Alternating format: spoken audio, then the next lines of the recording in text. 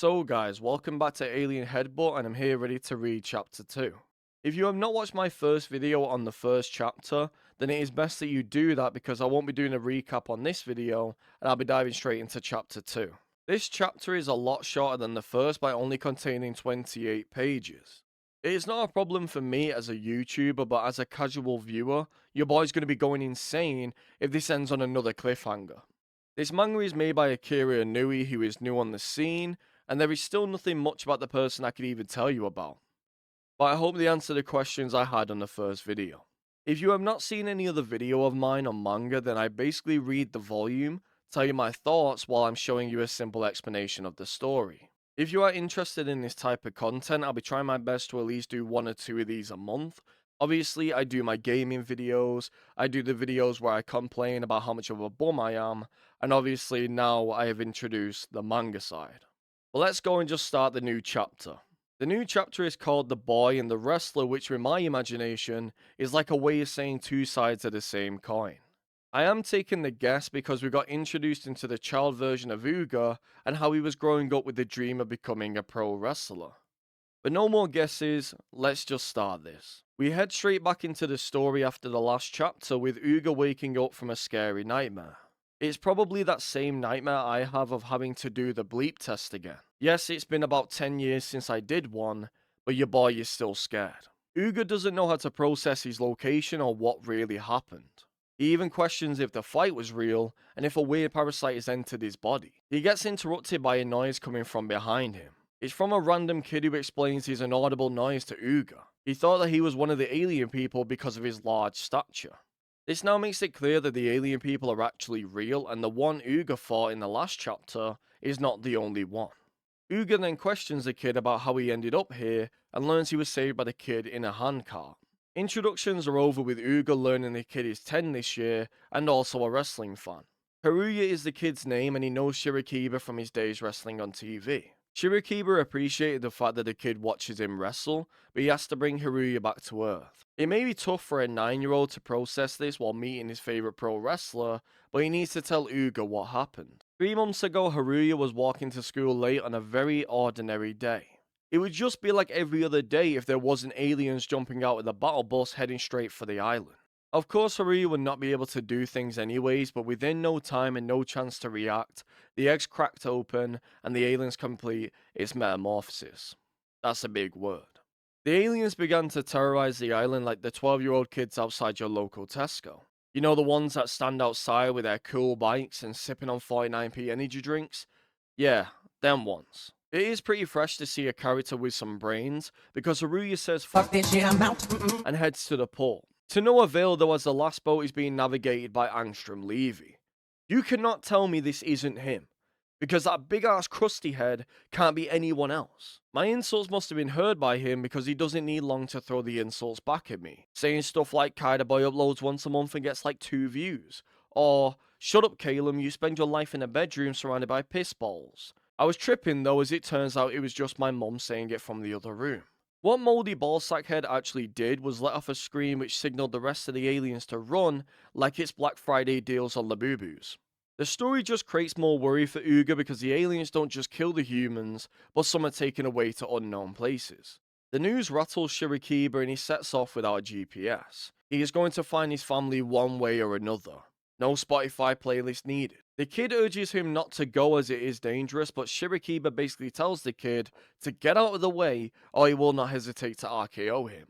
Or that is just how I interpret this. Guns don't affect the aliens, so what sort of attacks are going to be effective against them? There is only so many suplexes Uga can do. It is time to give praise. One of my questions I had that worried me about the longevity of this series is that Uga is clearly still a human. Even just one of the aliens gave Shirakiba a hard time, and Uga had to give his all just to come out on top.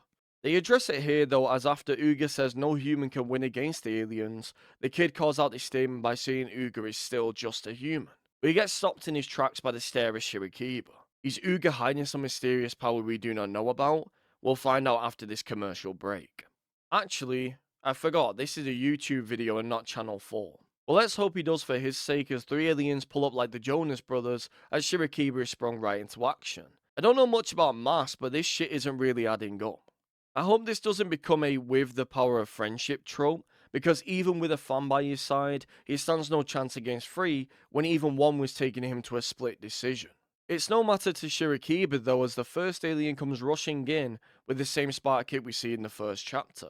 Doing this attack is light work and is predictable to Shirakiba as he just takes a hold of it. This is the equivalent of throwing Melania at someone after they've just bested the Soldier of Godric. Why throw boss fodder if you face the hardest of challenges? Uga comes up with the conclusion that the aliens must have joints in their body if they're built the same way. He turns the alien's leg into Anderson Silver's and hits his trademark move, the GTH Dragon Screw. I won't show you Anderson Silver's leg break, but if you know, you know. His leg basically turned into a swimming noodle, if you wanted a bit of a description. One is dealt with, but now it has become a 2-on-1 tornado tag. Uga dodges and proceeds to do a double dragon screw. But although I appreciate the art and the difficulty it has to make something like this is a negative I need to make clear. I saw this issue in Chojin X, so I am not saying this is some form of amateur mistake. I just don't see how anyone can picture a double dragon screw when the name would either imply he is grabbing both legs of one alien or grabbing one leg each of both aliens. In this panel it just looks like he is only grabbing a leg of one.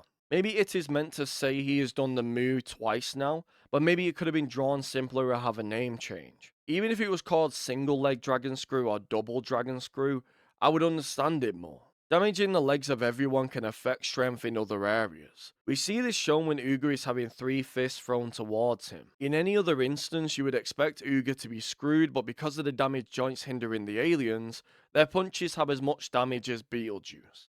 Yes, that Beetlejuice.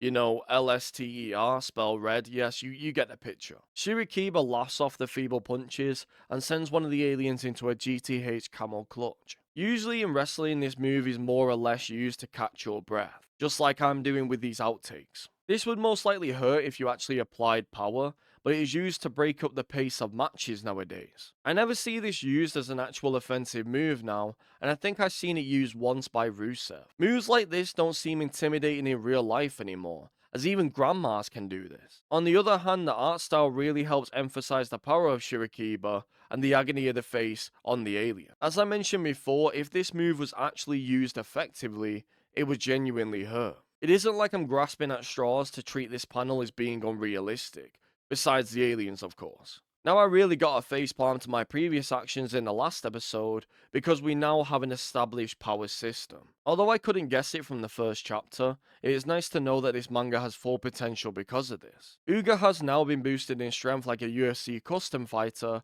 and now even has a Tokyo Ghoul inspired eye to add to the Aura Factory. Cool ass artwork gets instant approval on this YouTube channel. Remember that. There is no ref bumps in sight to save the poor jobber aliens, and even the kid is getting hyped like he's just been given a Red Bull. Ding ding ding, and the deathmatch is over. Uga points out that there is no parasite worms coming out of these aliens, and calms down a little. Haruya admires Uga, but the true hero here is Haruya himself. A kid that young having to adjust to sleepless nights and life-threatening enemies is not something he should be accustomed to at any age. I guess experience does have benefits, as Haruya speaks about a base he has kept secret until now. He may just have needed faith in Uga to want to speak up. There is one location the kid knows and has pods of islanders who are still alive. The image here makes me think if the humans are being used as a source for something, maybe sustainable life or even oxygen. I don't know though, because it is manga after all, and if the mangaka said they are being used for kitchen sinks, I would still run with it. The chapter then ends there. Well, wow. I can officially say I have hope for this series. It initially was running on the nostalgia for wrestling for me, but now we know Shirakiba has this hidden power, I'm looking forward to how this affects the rest of the story. It gives me the same way I felt about Naruto. At first, Naruto seemed to be a useless bozo who could not amount to anything. We then get introduced to the fact he holds the power of the Nine Tails, and the story shifts into a more understandable system. Being compared to Naruto in any way is impressive, and I hope this continues. Anyways, I hope you guys enjoyed this very short but great chapter, and I'll see you on the next one. This has been Chapter 2 of Alien Headbutt by Akira Inui, and peace.